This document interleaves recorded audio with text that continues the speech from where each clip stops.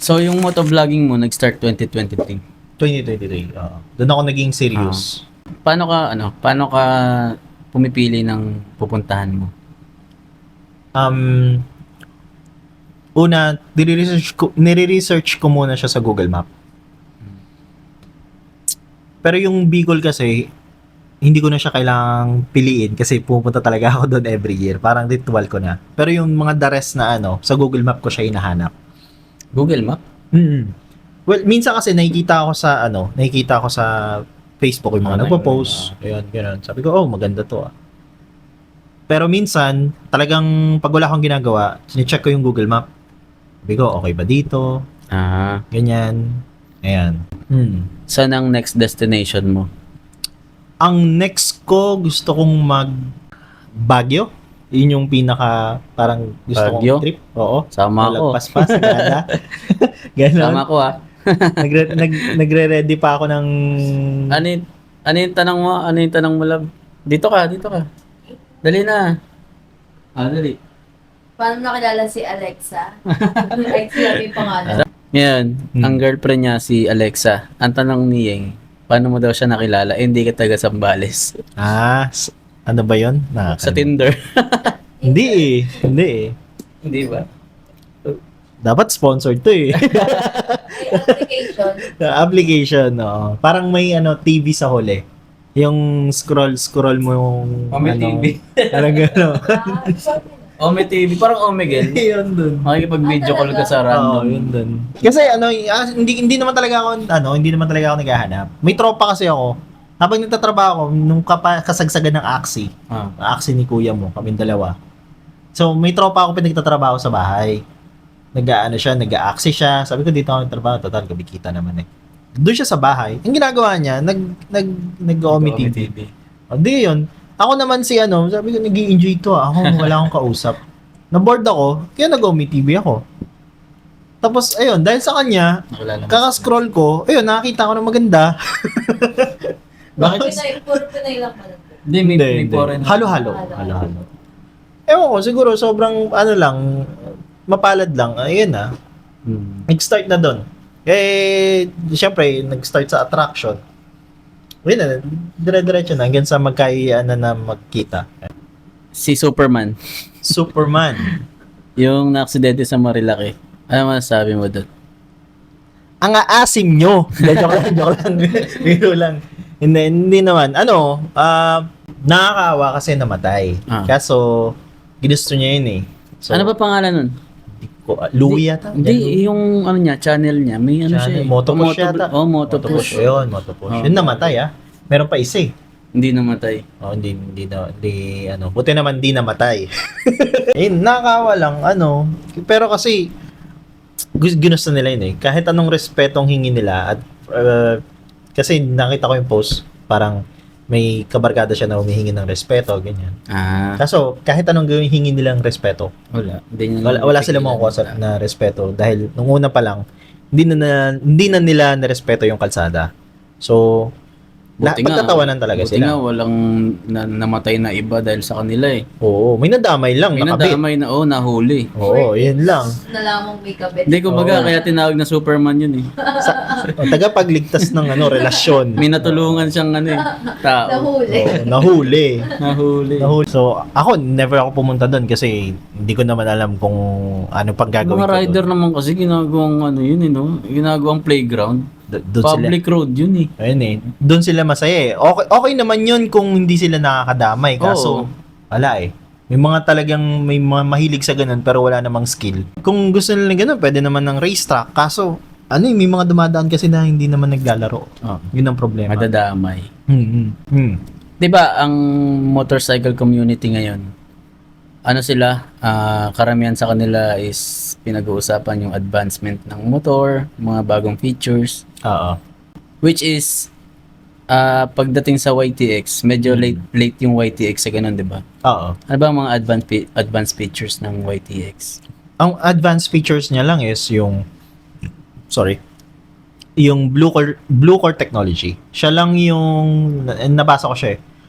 Siya lang yung Pantra or pantrabaho na motor na may Blue Core technology, which is efficient siya pagdating sa gasolina. Gasolina.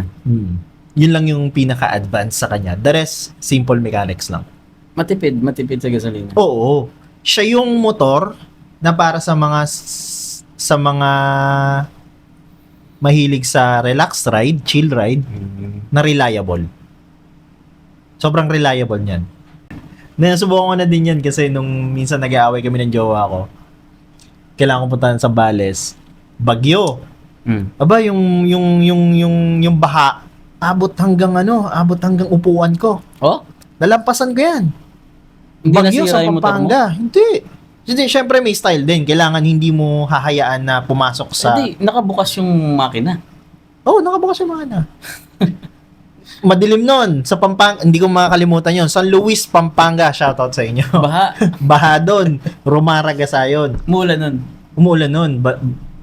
Hindi naman. Hindi na Pero paalam baha na. Mula doon sa San Luis, Pampanga, papunta doon sa Olonga, meron pa isa eh. Sa San Luis lang. Meron yung bayan, yung munisipyo pa ng San Luis, bahayan eh. Dire-diretso yan, kinaya ko yan. Lalo na yung Olongapo, napakalupit ng Olongapo. Olongapo, pag may baha, lubog yan. Ang Dito pinakaangat yung lang dyan, yung ulo ni Apo, yung roundabout sa Gapo. Gano'ng kataas yun? Ano lang naman, pero hanggang mataas eh. Hanggang tuhod eh. Lubog yung tambucho eh. Pero, ayun, kinaya niya yung lahat. Hindi ko binuksan yung makina niyan hanggang ngayon. Ang lupit ng YTX. Solid talaga yan. Tapos may nakita pa ako sa Facebook na parang YTX yung sumasagupa sa napakataas na baha. Alam ko pero yung mga ganyan na pantratrabaho talaga. Talagang sa baha, oo. Wala kang problemahin dyan. yung sa amin, Honda Beat. Mahirap. Inano namin sa baha, pero tinulak lang namin. Hanggang tuhod, di ba? Ayun. Hindi na binuksan. Yun lang yung automatic. Kahinaan ng automatic. Kasi baka pumasok sa sa cylinder yung tubig. Oo. Pero mabilis. Minsan mas efficient ganun. Alam ko mas efficient din naman eh. Oo, Pinagkaiba lang yun. Sa amin, pwedeng pangbugbugan pa ng konti kung gusto nila. Advice sa mga aspiring motovlogger. Advice sa mga aspiring motovlogger, ano ba? Ayun, magtuloy-tuloy lang kayo. Kung passion nyo to, pag-isipan nyo na mabuti kung ito yung passion nyo. Tapos, syempre, pag nagmo-motovlog ka, hati yung attention mo. Kailangan, focus ka lang sa kalsada. Kung magmo-motovlog kayo, syempre, may equipment. Make sure na ligtas kayo. And then, maging consistent. Huwag kayong tumulad sa iba na nagsusuperman. Kung ano-ano ginagawa. I-promote natin yung safety kaysa yung pagiging kamote. Kasi minsan pagiging kamote, yun yung viral eh. Kaya yun yung inuulit-ulit eh. So, mas okay siguro kung i-promote natin yung safety ng iba, lalo ng mga riders. Kung hindi ka nagmo-motovlog, anong ginagawa mo ngayon? Model. Hindi, joke lang. Freelance model, no? Kung hindi ako ano ba? Adonis. Donis, pwede. Kasi sa gay bar. Pag hindi ko maisip yung sarili ko sa ganun. Siguro nasa abroad. Yan. Sa abroad ka? Oo. Nagbablog ka rin doon. Hindi. Siguro nagtatrabaho sa abroad. Ayun lang. Oo. Kasi talagang gusto ko mag-abroad noon. Pero ngayon hindi na. Ano yung pinaka-wild na trip na ginawa mo sa pagmumotor? Kala ko iba eh. Hindi, sa motovlogging. Ano yung pinaka-wild na trip? Wild na trip. Ang unang pumasok sa isip ko, kaso hindi ko yun nga eh, yun sa Pero feeling ko yung may video ako na naka-private Ano yun? na yung bawal ko i-upload, sorry. Kasi may nasagasaan kaming property na sabi sa amin bawal i-upload. Yung nakaraan. Oo, yung nakaraan. Yung sa Mount Ridge. Lorio Ridge ba yun? Basta malapit sa Balagbag, Mount Balagbag. yun. Kita namin Binlog yung mo Mount yun, di ba? Balagbag. Oo. Di mo lang binidyoan yung Binidyoan ko actually. Nandun siya. Naka-private lang siya. Inakit ko yung bundok na yun para hanapin yung Di mo lang campsite. in-upload. Tinanggal ko. Na-upload ko siya. Pinadelete. Pinadelete. Oo. Yun, in Bakit? respect to privacy nung may-ari. Ayaw Kasi- nilang dumami yung guest nila. Oo, kasi wala madalas dun yung may-ari. Pero Tourist Oo. spot yun. hindi. Ay, Private siya. Gusto nila ma-preserve. So, yun, pinabura sa akin. Pero ang wild part kasi doon, inakit ko lang siya ng inakit. Tapos pagbaba, bumaba ako sa motor. Tapos, kusa nung bumababa yung motor. Palusong eh. Kahit pinipreno ko, kusang bumababa eh. Ang hirap nun. Ayan, oo. Sayang, hindi Matarik. na ay, bawal eh. Meron ka bang rides na hindi lumagpas ng 500 yung gastos mo? Wala, magastos magano eh. Gastos din talaga. Oo, pero siguro, yung kung gasolina pag-uusapan, baler. Oo. Pero pagkasama yung baler, sorsogon, kaya 1,000 yan eh. Kain pa. Oo, pero yung gumagastos dyan, ang magastos dyan yung pagkain eh. Pagkain talaga. So, walang 500. Meron naman yung mga malalapit lang sa amin. Kung kung motor-motor lang, 500 malayo na mararating mo. Oo. Hindi ka kakain. Bahan ka na lang ng sardinas. Siguro San Antonio. Oo, meron pala. Saan? Alam ko yun. San Antonio. Sa Zambales. Bakit di umabot ng 500? Hindi umabot na 500 yun. Kasi kami ng partner ko, punta kami sa San Antonio Beach. Masyal kami doon. Pinakita ko yung magandang lugar. Ang title nun na parang 80,000 year ride. Kasi, pagpunta namin ng San Antonio Beach, wala pang 500 yun.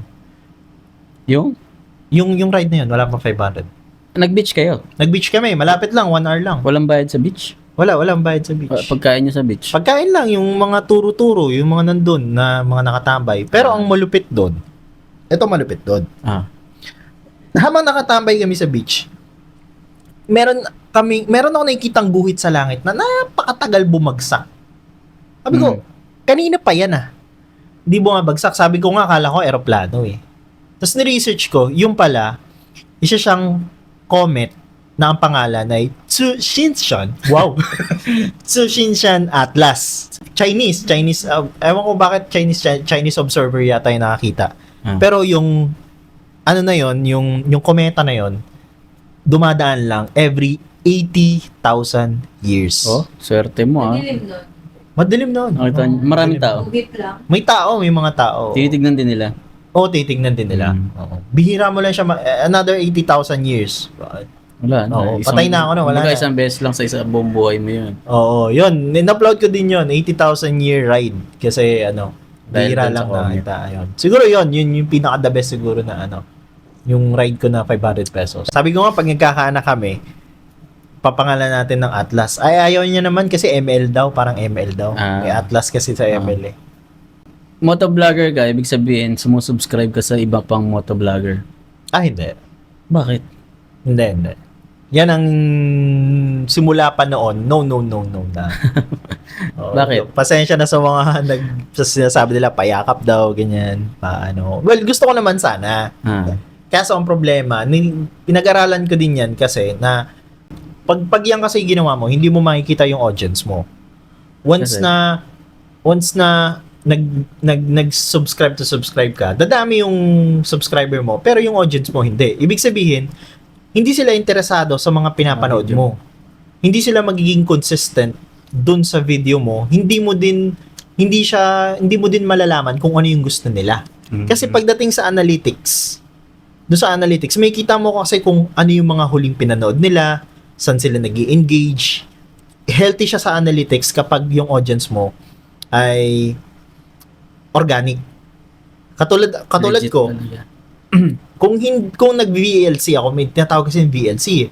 Yung like, tas i-video mo, ganyan. May ganun sa YouTube eh. Pa-subscribe. Yan, ganyan.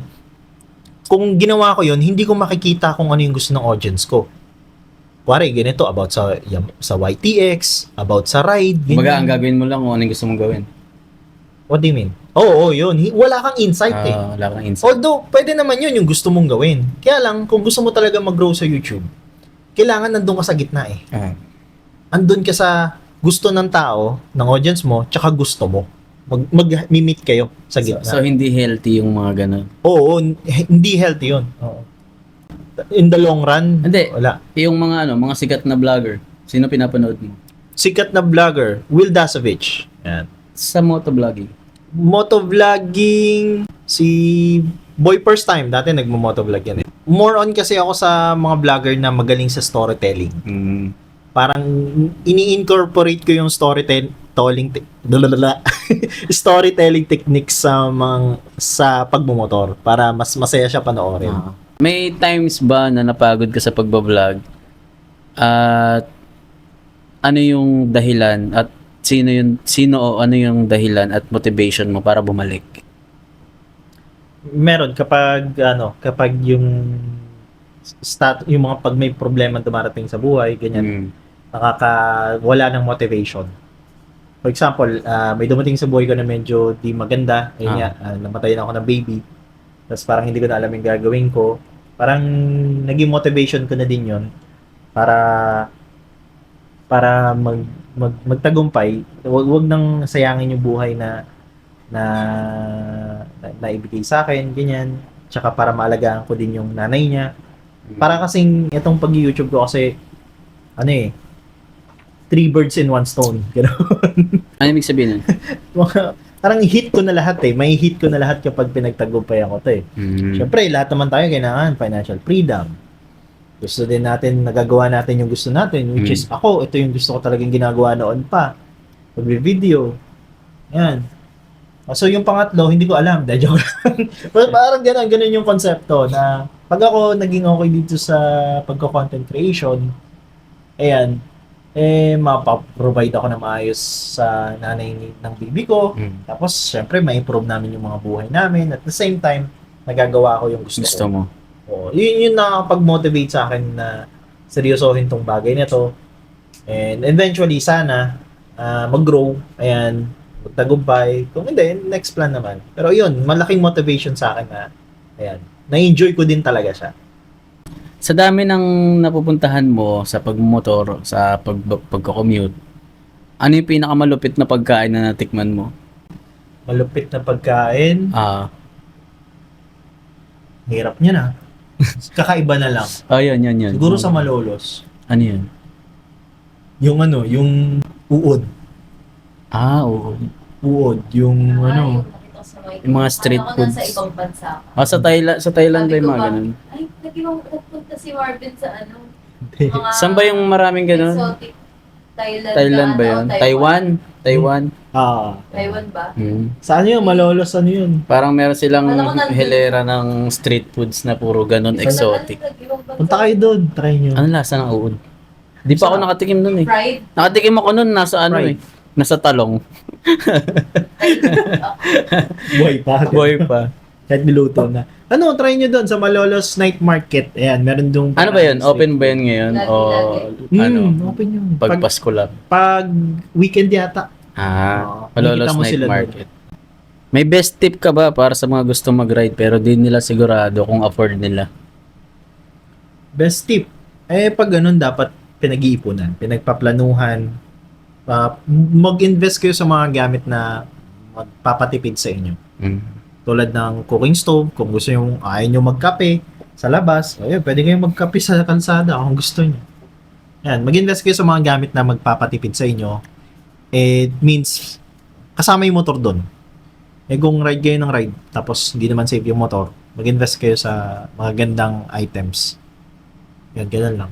Ano yung pinakakaibang comment or request na natanggap mo sa YouTube? May nag-aaya mag-rides. Gaya mag-rides? Hindi naman yung normal na nagigets ko naman yung iba talaga gustong sumama kasi masaya yung mga videos ko eh. May mga, oy, sir, ride tayo, ganyan. Pero merong isa na nag-message siya paulit-ulit. Sir, rides tayo sa amin. Dito ka na Baka type ka nun. ganyan. Parang nakakatakot. Nakatakot. Oo, nakakatakot. Kasi hindi naman siya yung one time lang, hindi. Ulit-ulit siya. Oo, parang pinipilit niya ako gano'n. Though, hindi naman ako pumapayag kasi sa gano'n na makipag-ride sa iba. Kasi nga, introvert. Ayoko ng responsibility sa kapwa rider. Ayun, medyo nakakatakot lang. Okay. Di lahat ng invitation, kailangan mong yes. Ano yung pinaka-hassle na part ng pagmo-motovlog na hindi nakikita ng mga viewers?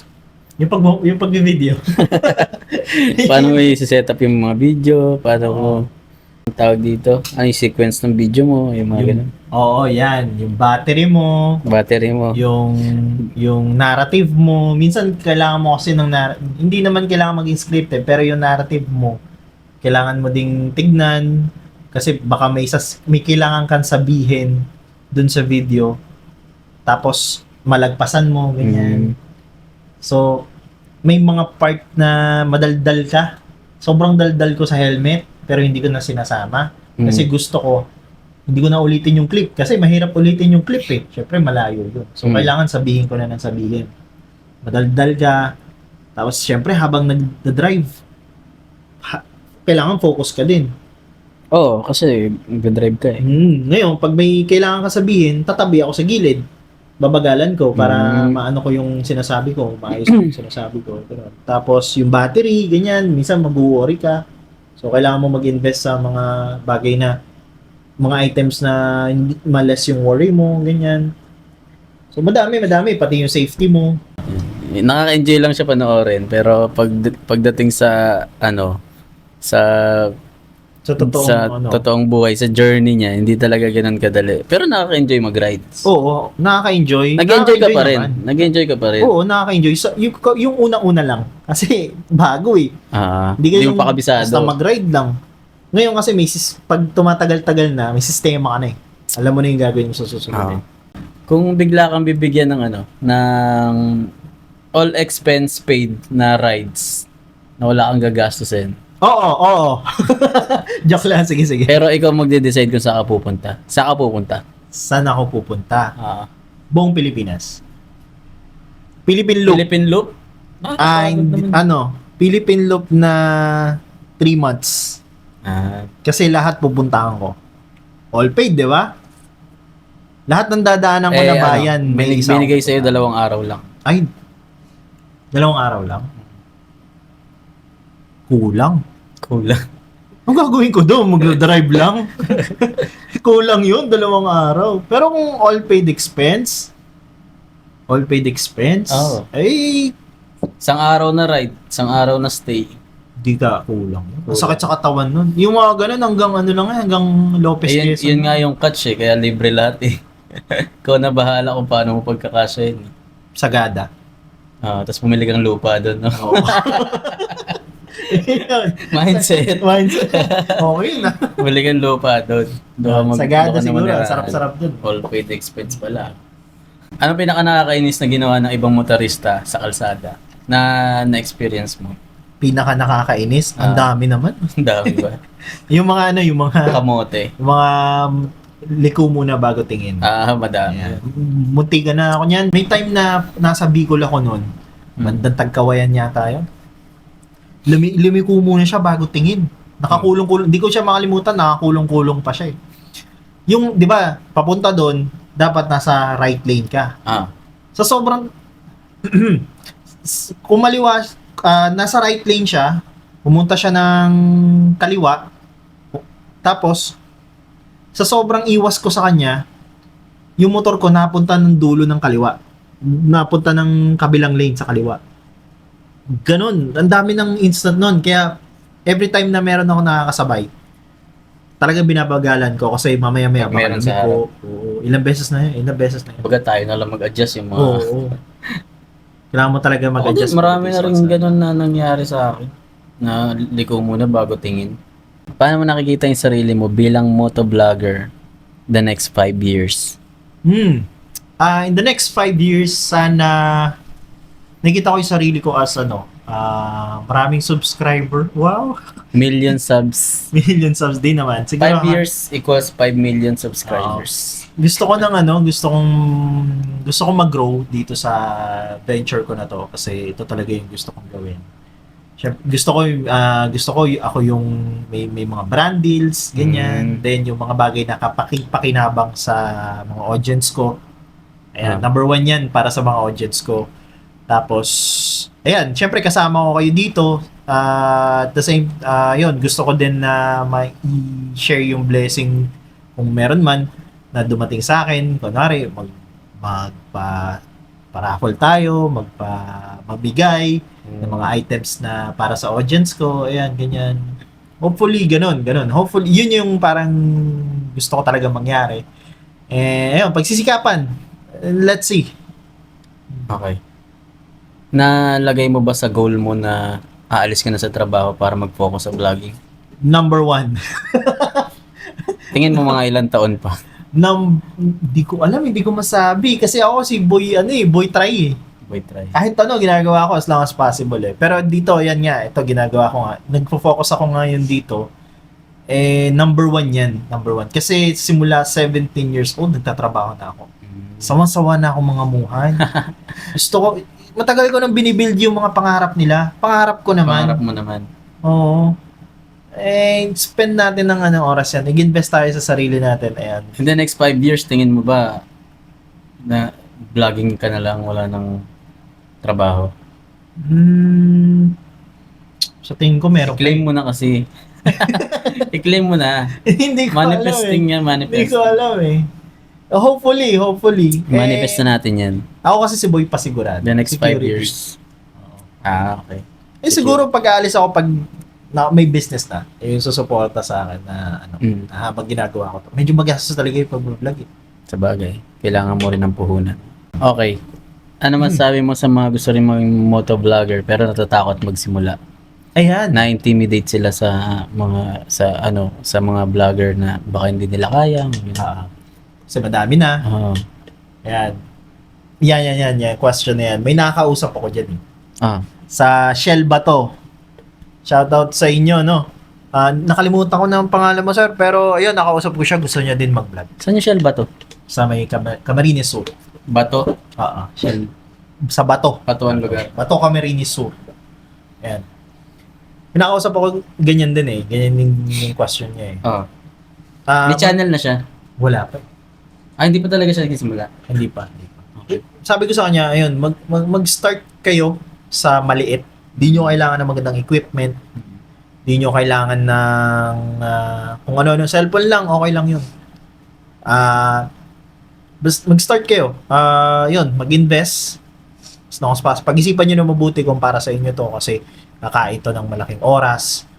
Tapos, ng pera. Pag nagsisimula ka, well, pwede mo naman tong gawin ng libre kung anong meron ka. Maximize your resources. Yun. Maximize mo yung resources mo. Yun. Maximize your resources.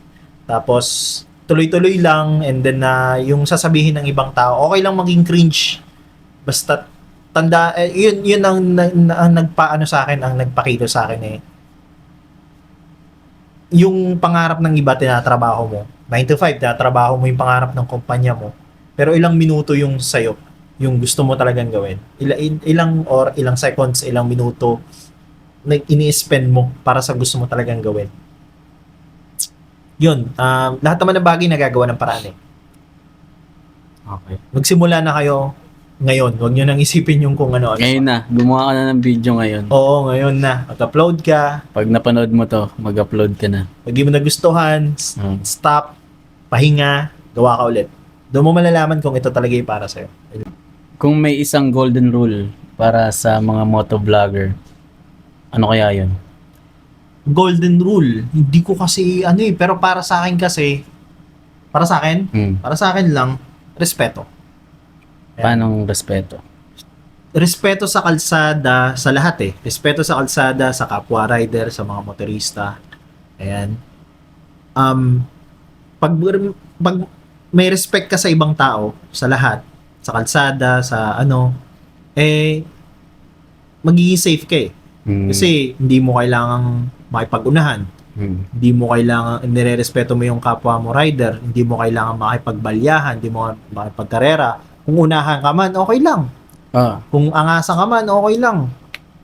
Kung may respeto ka sa buhay mo, hindi mo kailangan magmabilis kahit kaya mo.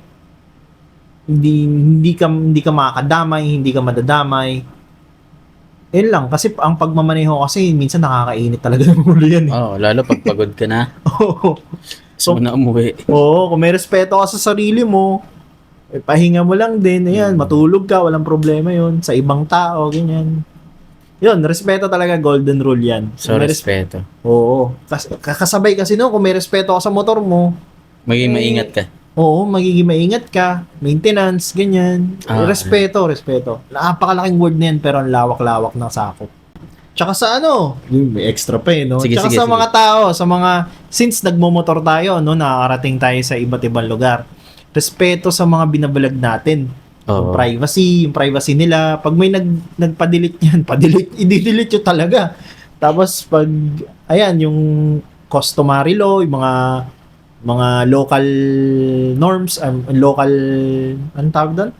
Mga local na, Mga rules, yan, sundin natin yan, kasi hindi naman tayo taga dyan. Ayan, tatanong kayo lagi.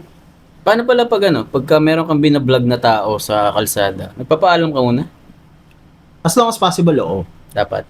Dapat. Minsan nga, muntikan na ako mabangga Bakit? dito sa Bicol Ride kasi bigla siya lumiko. Nagulat lang siya. So, ang ginawa ko, blinerd ko na lang yung mukha niya.